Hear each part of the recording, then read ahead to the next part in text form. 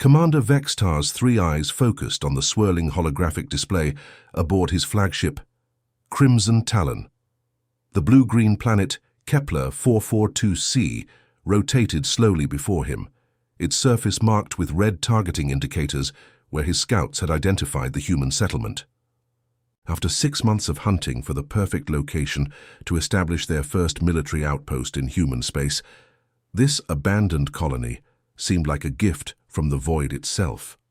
"Zoom in on Sector 7, Vextar commanded, his serpentine tail coiling. With anticipation, the image sharpened to reveal a collection of weather-beaten structures scattered across a fertile valley. Rust stains streaked down metal walls, and several rooftops showed signs of minor collapse. Overgrown vegetation had begun reclaiming the agricultural fields, creating an almost melancholic picture of human failure. "Energy readings?" he asked his tactical officer, a younger Zephyrian whose scales still held their vibrant purple hue. "Completely. Dead, sir. No power signatures, no communications, no defensive systems. Our deep scan probes detected nothing more sophisticated than basic water pumps and farming equipment." The officer's voice carried a note of disdain. Typical human infrastructure, primitive and fragile. Vextar studied the orbital scans more carefully. The colony's layout followed standard human patterns, residential areas clustered around a central hub, with industrial and agricultural zones radiating outward. A small landing pad sat at the settlement's edge, empty except for a few rusted maintenance vehicles. Everything about the place screamed abandonment and defeat. "How long since they left?" Vextar inquired, already calculating the logistics of landing his forces. "Atmospheric analysis suggests 3 to 4 months minimum. No recent chemical signatures from human activity. Whatever drove them away, they haven't been back." The tactical officer manipulated the display, highlighting areas of particular decay. "Perfect conditions for establishing our forward base, sir. The infrastructure is intact enough to be useful, but there's clearly no resistance waiting for us." Vextar's mandibles clicked in what passed for a smile among his species. The Empire had been searching for exactly this kind of opportunity, a foothold in human territory that wouldn't trigger their notorious defensive responses. Humans were known throughout the galaxy for their unpredictable and often disproportionate reactions to invasion, but an abandoned colony? That was simply salvage, perfectly legal under galactic law. "Begin landing operations," Vextar ordered.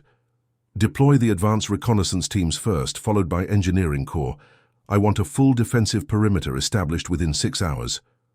As the first Zephyrian dropships descended through Kepler 442c's atmosphere, their powerful engines sending shockwaves across the empty valley, none of the alien crew noticed the faint energy signature deep beneath the colony's foundations. The readings were too subtle, too well masked by sophisticated dampening fields that made them indistinguishable from natural geological activity. 50 meters below the surface, Captain Kim Dae-ho sat motionless in his command chair, watching. The alien vessels approached through feeds from surveillance devices, so advanced they existed in dimensions the Zephyrians couldn't even detect. His weathered face, marked by years of military service and months of patient waiting, showed no emotion as he observed the graceful yet predatory forms of the enemy ships. The underground facility around him hummed with barely contained energy. Walls lined with quantum processors displayed tactical information in soft blue light, while holographic displays showed real-time positions of every incoming alien craft. The air recycling systems whispered almost inaudibly, having maintained perfect atmospheric conditions during the long months of dormancy. "Contact from topside," reported Sergeant Park Min-ho from his monitoring station. "They're landing in standard formation, 3 dropships with full complements, plus support craft for heavy equipment." Kim nodded slowly, his fingers drumming against the armrest of his chair. 8 months of preparation had led to this moment. 8 months of making their colony look abandoned while they built one of the most sophisticated military installations in human space directly beneath it.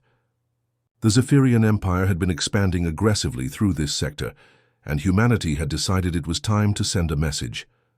"Any deviation from predicted patterns?" Kim asked. "Negative, sir. They're following standard occupation protocols, exactly as our intelligence suggested they would. Park's voice carried a note of satisfaction. Arrogant to the end. Through the surveillance feeds, Kim watched Zephyrian soldiers emerge from their craft, their movements efficient but casual. They clearly expected no resistance from this dead human settlement. Their commander, a tall specimen with elaborate scale patterns denoting high rank, gestured confidently as he deployed his troops across the colony grounds. Kim reached for his communication device, its surface warming under his touch as quantum encryption protocols activated.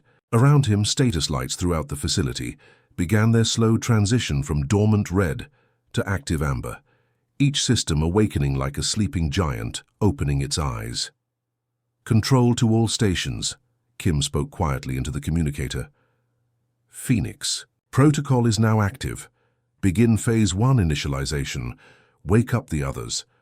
Throughout the hidden complex, men and women who had waited in perfect patience for this moment began stirring to full alertness, their hands moving to controls they had memorized in the dark. The morning of the third day brought an unsettling quiet to the Zephyrian encampment. Lieutenant Velcor stood at attention in Commander Vextar's temporary command post, a converted human storage facility that still smelled faintly of grain and machinery oil. His purple scales had dulled to an anxious grey as he delivered his report, "Sir. Perimeter Patrol 7 went silent at 347 hours. When we sent a recovery team to their last known position, we found their vehicles completely intact, but—" Velcor paused, his throat sac pulsing nervously. "All their equipment had simply shut down. Weapons, communications, even their basic life support systems. Everything just stopped working simultaneously." Commander Vextar barely looked up from his tactical displays, where he was planning the construction of permanent defensive structures. Obviously equipment failure. Human technology is notorious for its unreliability.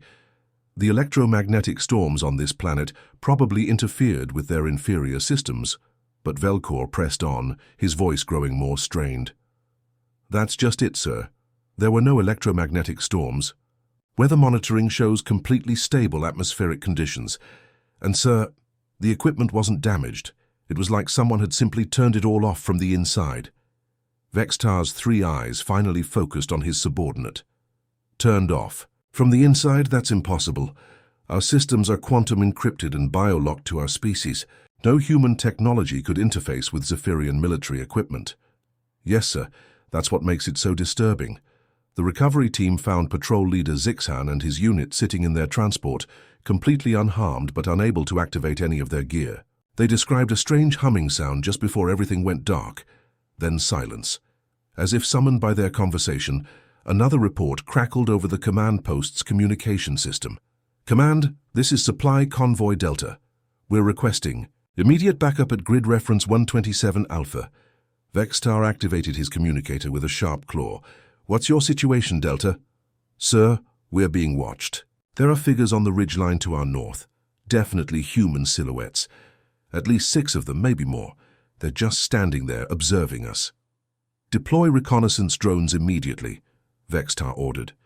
"Identify and engage if necessary." Minutes passed before Delta's voice returned, now tinged with confusion. "Sir, the drones found nothing. No heat signatures, no movement, no trace of any human presence. But I swear by the Great Void, they were there. My entire crew saw them." Vextar's tail lashed in frustration. "Ghosts don't exist, Convoy Delta. Return to base and submit your crew for psychological evaluation." But the reports kept coming. Night sentries spoke in hushed tones about shadows that moved through the abandoned colony buildings with purpose, always just at the edge of vision. Motion sensors would trigger, sending automated systems into high alert, only to reveal empty streets and vacant structures when investigation teams arrived. Specialist Krelvash, a veteran of 12 successful campaigns, approached Vextar during the evening briefing with undisguised worry. "Sir, the troops are getting nervous. There's something unnatural about this place. Equipment fails at random intervals, we're seeing. Things that aren't there. And yesterday 3 of our atmospheric processors started playing human music for no reason whatsoever." "Human music?" Vextar's voice carried dangerous undertones. "Old Earth classical compositions, sir. Our technicians have no explanation for how human audio files could have infected our systems. The processors don't even have external data ports. Deep beneath the colony grounds, Sergeant Park Min-ho monitored the gradual awakening of humanity's most advanced military installation. His engineering station was a masterpiece of human ingenuity, a curved console that responded to both touch and thought, integrating his biometric readings to predict system requirements before he even realized them himself. The massive fusion reactors that powered the facility were coming online with careful precision. Each reactor core was the size of a small building, generating enough energy to power a city while remaining completely undetectable to alien scanning technology. Advanced masking protocols scattered their energy signatures across multiple dimensions, making them appear as nothing more than natural radioactive decay from the planet's mineral deposits. Reactor 3 is at 60% capacity, Park reported to the command center. Stealth protocols are holding perfectly. The aliens still have no idea we're down here. Beside him, Technical Sergeant Lee Jong-soo worked at a holographic interface that looked like captured starlight held in a transparent cube. His fingers danced through three-dimensional displays as he fine-tuned the camouflage systems that had kept their installation invisible for 8 months. The technology was so advanced, it didn't just hide them from sensors, it actively convinced scanning equipment that empty space existed where the facility actually stood. Psychological warfare protocols are performing beyond expectations, Lee reported with quiet satisfaction. Their equipment failures are random enough to seem natural, but frequent enough to create anxiety. The phantom sightings are keeping their sentries on edge, and the audio infiltrations are the perfect touch of human unpredictability. Captain Kim approached their station, his footsteps silent on the anti-gravity decking that absorbed all sound and vibration. Around them, the command center hummed with barely audible activity as dozens of specialists prepared for the operation's next phase. Holographic displays showed real-time positions of every Zephyrian soldier, tracked by surveillance systems so sophisticated they could monitor individual heartbeats from orbit. "Status report," Kim requested, his voice carrying the calm authority of someone who had planned every detail of this moment. Park manipulated his display, showing a three-dimensional cutaway of the facility's power systems. 12 hours until full operational status, sir. The defense grid will be ready by dawn. All weapon systems are charging within normal parameters, and our stealth fields are operating at maximum efficiency. Kim nodded, turning his attention to a large tactical display that showed the Zephyrian encampment above them. Commander Vexitar was visible through quantum surveillance feeds, pacing anxiously around his command post while his subordinates delivered increasingly disturbing reports. The alien commander's confident bearing from 3 days ago had been replaced by visible tension and growing paranoia. "He's starting to understand that something isn't right," Kim observed with cold satisfaction. "But he still has no idea what he's actually walked into." Lee looked up from his holographic interface, where cascading data streams showed the subtle manipulation of Zephyrian equipment. "Should we increase the pressure, sir?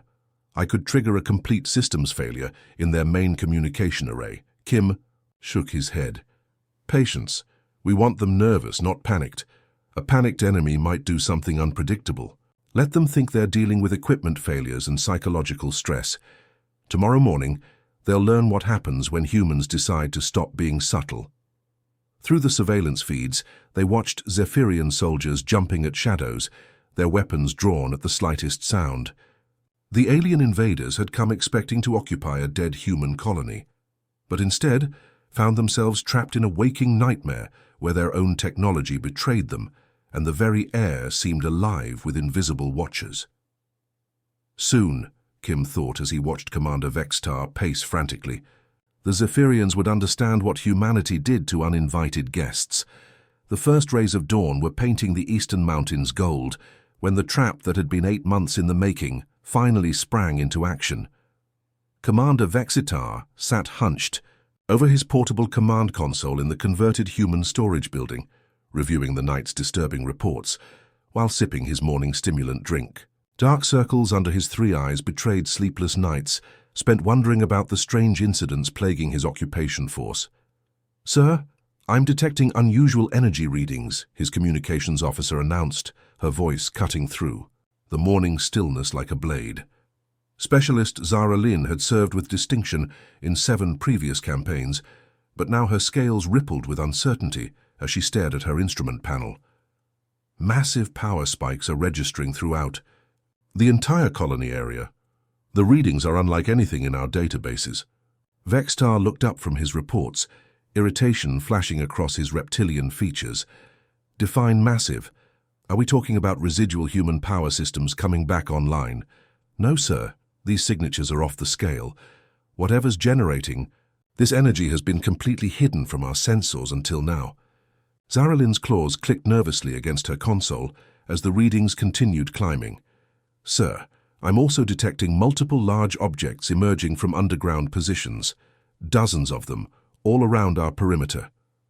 The words had barely left her mouth when the ground beneath the Zephyrian encampment began to tremble. What started as a gentle vibration quickly escalated into violent shaking that sent equipment tumbling from tables and knocked several soldiers off their feet. Then, with a sound like thunder mixed with tearing metal, the earth itself erupted in perfectly coordinated explosions across the entire valley. Concealed blast doors that had been invisible beneath layers of artificial topsoil burst open with tremendous force. From these hidden openings rose defensive turrets of sleek human design, their surfaces gleaming with advanced alloys that seemed to shift color in the morning light. Each turret moved with fluid precision, rotating to acquire targets with mechanical grace that spoke of sophisticated artificial intelligence guidance systems. Impossible, Vextar roared, his voice cracking with disbelief as he watched weapons platforms emerge from locations his scouts had thoroughly investigated. Our deep scans showed nothing. The humans had no technology here, but the turrets were only the beginning. As they locked into firing positions with ominous clicking sounds, larger structures began rising from the ground. Sensor arrays unfolded like metal flowers, their surfaces bristling with scanning equipment that immediately began painting every Zephyrian soldier and vehicle with targeting lasers. Communications, jamming towers extended to their full height, their emitters crackling with electromagnetic energy that made the air itself taste of copper and ozone. Specialist Zara Lynn frantically worked at her console, trying to establish contact with their orbital fleet. Sir, all communications are down. Something is blocking our transmissions with perfect efficiency. I can't even reach our own ships in orbit. The advanced targeting systems that had emerged from hiding didn't waste time with warnings. Invisible scanning beams swept across the Zephyrian forces, cataloging every weapon, every piece of equipment, every soldier's position with inhuman precision. Red targeting dots appeared on alien foreheads, chest plates, and weapon systems, dancing like deadly fireflies in the growing daylight. From a camouflaged entrance that materialized in what had appeared to be solid rock, 3 human figures emerged, with the fluid grace of apex predators. Captain Kim led the way, his adaptive combat suit shifting colors to match the terrain so effectively that he seemed to phase in and out of visibility with each step. The advanced material responded to his movements like liquid metal, creating patterns that confused optical sensors and made him nearly impossible to track visually. Flanked by Sergeant Han Woo-jin and Corporal Cho Sang-min, both wearing identical adaptive suits, Kim approached the panicked Zephyrian forces with calm confidence. Their suits incorporated technology that went beyond simple camouflage. They projected false heat signatures, absorbed radar waves, and even generated minor gravitational distortions that fooled motion sensors. Kim's voice echoed across the valley through speakers that had been hidden in the very rocks and trees around the colony. The sound system was so sophisticated that his words seemed to come from everywhere at once, creating an omnipresent effect that added to the aliens' growing panic. "You're absolutely right, Commander Vextar," Kim announced, his tone conversational, despite the deadly serious situation. "We had no technology here when you arrived, but that's because we don't just build technology. We are the technology." Zephyrian soldiers scrambled for their weapons, training that had been drilled into them through years of military service taking over despite their confusion. But as they raised their pulse rifles and plasma cannons, they discovered that their targeting systems had gone completely dead. Sophisticated jamming fields generated by hidden human equipment disrupted their weapon guidance systems, turning their advanced armaments into little more than expensive clubs. "What's happening to our weapons?" shouted Lieutenant Velcor, frantically tapping his rifle's targeting display as it showed nothing but static. "Human electronic warfare capabilities," Han replied through his suit's external speakers, his voice carrying a note of professional pride. "We've been studying your technology for months. Every system you carry has a weakness, and we've found them all." The Zephyrians found themselves caught in a perfect kill zone, with every direction they turned revealing new targeting lasers painting red dots on their bodies. Weapons they couldn't see, operated by humans they couldn't locate, tracked, so their every movement with mechanical precision. The psychological impact was devastating. Trained soldiers who had conquered dozens of worlds found themselves helpless against an enemy that seemed to be everywhere and nowhere at once. Commander Vextar's tail lashed in fury and growing fear as he realized the scope of the trap they had walked into. "This is impossible! Our intelligence indicated this was an abandoned settlement." Kim's amplified laughter carried across the valley like the sound of approaching thunder. "Your intelligence was perfect, Commander. This colony was abandoned by the farmers and families who used to live here. What you didn't realize is that we replaced them with something far more dangerous. Around the perimeter of the valley, more human soldiers began appearing from positions that defied explanation. They emerged from trees that had seemed completely natural, from rock formations that had appeared solid, from buildings that had looked empty and abandoned. Each soldier carried weapons that hummed with barely contained energy, their equipment clearly far more advanced than anything the Zephyrians had encountered before. "Welcome to our home," Kim continued, his voice now carrying undertones that promised violence if his terms weren't met. "You're going to find that human hospitality has some very specific terms and conditions. And unfortunately for you, uninvited guests don't qualify for our standard welcome package." The morning sun climbed higher, casting long shadows across a valley where the hunters had suddenly become the hunted, and where the Zephyrian Empire was about to learn why humans had earned their reputation as the galaxy's most dangerous opponents. The midday sun blazed overhead when Commander Vextar finally decided he had endured enough humiliation. His pride as a warrior of the Zephyrian Empire demanded action, even if the situation had spiraled beyond his understanding. Standing atop his mobile command platform, he surveyed the chaotic scene around him. His soldiers crouched behind whatever cover they could find, their weapons useless against an enemy they couldn't properly locate. "Enough of these games," Vextar snarled into his tactical communicator. "Deploy the Titan-class assault mechs. If these humans want to hide behind their tricks, we'll level every structure in this valley." The response came immediately from his mechanized assault commander. "Titans are online and ready for deployment, sir. Requesting permission to engage with full destructive protocols." "Granted. Show these primitive humans what happens when they challenge the Empire's finest war machines." From the landing zone at the valley's edge, 3 massive mechanical giants began their approach. Each Titan mech stood 30 meters tall, their armored hulls bristling with plasma cannons, missile pods, and energy weapons that could reduce buildings to vapor in seconds. Their footsteps shook the ground with each stride, and their targeting systems painted the abandoned colony buildings with dozens of red acquisition markers, hidden in an underground bunker that the aliens had never detected. Technical specialist. Jiang So-young sat before a holographic interface that looked like a 3-dimensional spiderweb made of pure light. Her fingers moved through the display with practiced precision, invisible data streams flowing around her hands as she accessed the most sophisticated hacking protocols ever developed by human military intelligence. Initiating hostile system. "Infiltration," Jiang announced to the command center. "Target acquired. 3 Titan-class mechs with standard Zephyrian military encryption, beginning digital penetration now." The beauty of Jiang's work was invisible to the naked eye, but devastating in its effectiveness. Quantum-encrypted data packets, disguised as routine diagnostic signals, began infiltrating the mech's central processing units. The alien machines, designed to be impervious to external interference, had never encountered human adaptive algorithms, that could literally learn and evolve in real time.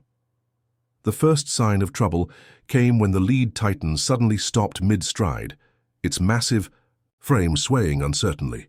Inside its cockpit, the pilot frantically worked his controls as warning lights began flashing across his instrument panel. "Control, I'm reading system anomalies in all primary functions," the pilot reported, his voice tight with growing concern. "My targeting computer is showing friendly forces as hostile contacts." Before anyone could respond, the Titan's main plasma cannon swiveled and fired directly at its companion mech. The devastating energy blast struck the second Titan square in the chest, overloading its shields and sending it crashing to the ground in a shower of sparks and twisted metal. "What are you doing?" Vextar roared over the communication channel. "Sir, I didn't fire that shot. My weapons are operating independently of my commands." The pilot's voice cracked with panic as his mech began advancing toward the third Titan, weapons charging for another attack. Zhang smiled grimly as she watched her infiltration protocols spread through the Zephyrian network like a digital virus. "Two mechs neutralized," she reported. "Taking control of the third unit now. Their own weapons are now under our command." The remaining functional Titan began targeting Zephyrian ground forces, its massive weapons systems identifying alien soldiers as enemy combatants. Panic spread through the ranks as their own most powerful weapons turned against them, forcing them to scatter in every direction to avoid being destroyed by their own technology. "How are they doing this?" Vextar demanded, his voice rising to a near shriek as he watched his forces crumble under assault from their own equipment. His tactical officer, Specialist Krelvash, stared at his instruments with undisguised terror. "Sir, they're not just jamming our equipment. They're taking complete control of it. Their technology is integrating with our systems faster than our security protocols can adapt. It's as if they understand our technology better than we do." Above ground, Lieutenant Nam Tae-hyun led a strike team through passages that seemed to defy the laws of physics. What had appeared to be solid walls revealed hidden doorways that opened at their approach, while corridors that had seemed empty moments before suddenly provided perfect firing positions for human soldiers. The abandoned colony had transformed into a living, breathing weapon system that responded to human commands like an extension of their own bodies. "Moving to intercept the alien commander," Nam reported through his communications implant. "The building facades are shifting to optimal tactical configurations now." As his team advanced, the simple prefabricated structures that had fooled Zephyrian reconnaissance began revealing their true nature. Walls rotated on hidden axes, exposing firing ports that had been completely invisible from the outside. Floors opened to reveal concealed weapon emplacements, while what had appeared to be rusted farming equipment unfolded into sophisticated defensive turrets with targeting systems that locked onto alien soldiers with deadly precision. A grain silo that had looked abandoned for months suddenly split open like a mechanical flower, revealing a multi-barreled energy cannon that hummed with lethal power. Irrigation pipes that had seemed corroded and useless extended from the ground and began tracking Zephyrian movements with sensors hidden in their weathered surfaces. "This is impossible," whispered one of Vextar's officers as he watched a simple storage shed transform into a fortress bristling with weapons. "How did they hide all of this from our deep penetration scans?" Kim's voice crackled through their hijacked communication system, his tone carrying the patient confidence of someone explaining basic concepts to children. "The beauty of human engineering, Commander, is that we don't just build tools. We build tools that build better tools, and we've had 8 months to get acquainted with your technology. Every Zephyrian attempt to establish a defensive perimeter was countered by human systems that anticipated their movements. When they tried to retreat to higher ground, the hills themselves revealed hidden weapons that had been disguised as natural rock formations. When they attempted to call for orbital support, their communications were not only jammed, but redirected to play human music that seemed specifically chosen to mock their desperation. Your tactical doctrine is quite impressive," Kim continued, his amplified voice following the aliens wherever they tried to hide. "Very methodical, very predictable. We've been studying it for months, running simulations of every possible move you might make. Did you know that Zephyrian military academies teach the same basic strategies that were documented in our intelligence files over a decade ago? Vexitar's remaining forces found themselves trapped in a maze of their own making. Every decision they made, every tactical maneuver they attempted, had been anticipated and countered by human systems that seemed to think several steps ahead of their every move. Their own weapons and vehicles had become tools of their defeat, turned against them by opponents who understood Zephyrian technology better than the Zephyrians themselves. As the sun began its descent toward the western mountains, the proud invasion force that had landed with such confidence 3 days earlier found themselves completely helpless, surrounded by enemies they couldn't see, betrayed by technology they had trusted, and facing the terrifying realization that they had never been hunting humans at all. They had been the prey from the very beginning. The afternoon sun cast long shadows across the devastated Zephyrian positions when Commander Vextar made his final desperate gambit. Crouched behind the twisted wreckage of what had once been his mobile command platform, he clutched his emergency communicator with trembling claws. Around him, the remnants of his proud invasion force huddled in whatever cover they could find, their once pristine armor now scorched and dented from battles against their own weapons. "This is Commander Vextar of the 47th Imperial Assault Division," he broadcast on the emergency frequency, reserved for the most dire circumstances. "Requesting immediate reinforcement and evacuation. We are under attack by unknown human forces, with technology far beyond our intelligence estimates." The response that crackled through his communicator was not the voice of Zephyrian High Command, but his own communications officer, Specialist Zara Lynn. Her voice carried a note of absolute terror that chilled him to his core.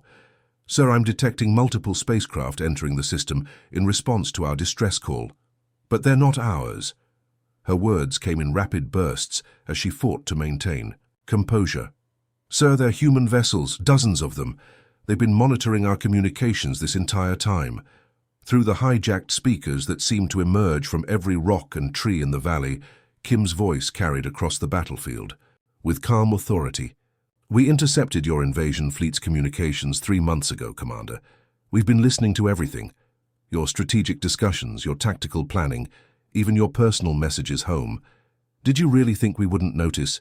An entire battle fleet massing at our border?" Vextar's 3 eyes widened in horror as the implications sank in.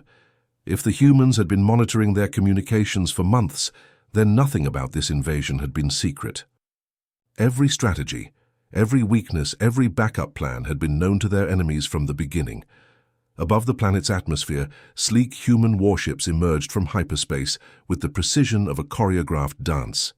Their hulls gleamed with advanced materials that seemed to absorb and redirect the system's starlight, making them appear as dark silhouettes against the cosmic backdrop. Unlike the angular, aggressive designs of Zephyrian vessels, these ships flowed like liquid metal given form, their surfaces covered in sensor arrays and weapon systems that defied easy classification.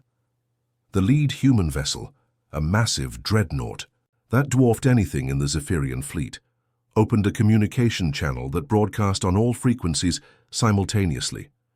The voice that emerged was crisp, professional, and utterly without mercy. "Zephyrian vessels, this is Admiral Ryu Sang-wook of the Terran Defense Force. You have violated human territory and attacked a civilian colony. You have exactly 60 seconds to begin immediate withdrawal or face the consequences." Through the chaos of the one-sided battle raging on the planet's surface, a single Zephyrian scout ship managed to break free from the engagement zone. The small, fast vessel activated its emergency boost systems and streaked toward the edge of the system, its pilot frantically transmitting everything he had witnessed to the ship's databanks. In his underground command center, Kim watched the scout ship's escape through orbital surveillance feeds that tracked every movement in the star system.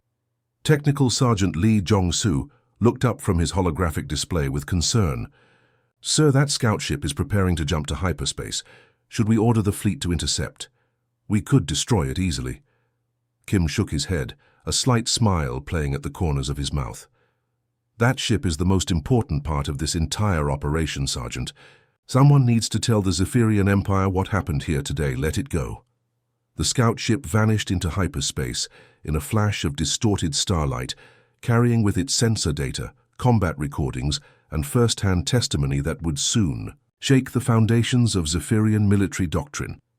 As the sun began to set over the valley, the surviving members of Vextar's invasion force found themselves surrounded by human soldiers who had emerged from impossible hiding places throughout the colony. But rather than the execution they expected, they were simply disarmed and gathered in the central plaza where this nightmare had begun. Kim emerged from the underground facility through an entrance that materialized in what had appeared to be solid bedrock. His adaptive combat suit had shifted to display the insignia of his rank, and his bearing carried the quiet confidence of someone who had orchestrated every detail of the day's events. Behind him came his officers and specialists, each one representing years of careful planning and preparation. "Commander Vextar," Kim addressed the defeated alien leader directly, his voice carrying across the valley through speakers that had been hidden in structures the Zephyrians had thoroughly investigated. "I want you to understand something very important before you leave our territory." Vextar struggled to his feet, his dignity as battered as his armor, but his warrior's pride still intact. "We underestimated you," he admitted, his voice hoarse, from hours of shouting orders that had accomplished nothing. "No," Kim replied, his tone almost gentle. "You understood us perfectly. This colony was never meant to be defended in a traditional sense. It was meant to be a classroom, and today's lesson was specifically designed for the Zephyrian Empire. Around the plaza, holographic displays materialized, showing tactical analyses of the day's battle from dozens of different angles. The sophisticated sensors that had tracked every movement, every decision, every moment of panic were laid bare for the aliens to see. "Today's lesson is simple," Kim continued. "Humans don't just build settlements. We build statements. Every structure you see here, every system that defeated you, every piece of technology that turned your own weapons against you, all of it was designed to send a very specific message to your empire." The displays showed the true scope of human preparation. Months of construction hidden beneath advanced camouflage systems, weapons and defenses that existed in dimensions Zephyrian sensors couldn't detect, intelligence networks that had penetrated alien communications so thoroughly that the humans had known about this invasion before some Zephyrian officers had been briefed on it. "Take this message back to your empire," Kim said, his voice now carrying undertones that promised far worse consequences for future transgressions. "If this is how we welcome visitors to a colony we were willing to sacrifice, imagine how we'll greet uninvited guests on worlds we actually want to keep." The implications hung in the air like a physical presence. If this abandoned colony had been so heavily defended, what awaited invaders who attacked human worlds with actual strategic value? 6 days later, the scout ship's data burst reached Zephyrian High Command through quantum communications that crossed interstellar distances in minutes. The recorded evidence of humanity's technological superiority and tactical sophistication sent shockwaves through the Empire's military hierarchy. Admiral Thexeval, Supreme Commander of Zephyrian forces, watched the combat recordings in stunned silence as human systems turned the Empire's finest weapons against themselves with casual efficiency. The planned expansion into human territory was quietly cancelled within hours. No official reason was given in public records, but throughout the Zephyrian military, a new understanding spread like wildfire through the ranks. Intelligence briefings were updated, tactical manuals were rewritten, and a single phrase became common knowledge among alien strategists throughout the galaxy. There was no such thing as an undefended human colony. There were only human colonies that hadn't revealed their defenses yet. In the years that followed, the Zephyrian Empire maintained cordial diplomatic relations with humanity, and their borders never again expanded in the direction of human space. The lesson learned in that valley had been received, understood and taken to heart by an entire galactic civilization. Sometimes, the most effective way to prevent a war was to demonstrate exactly why starting one would be the last mistake an enemy ever made. The end.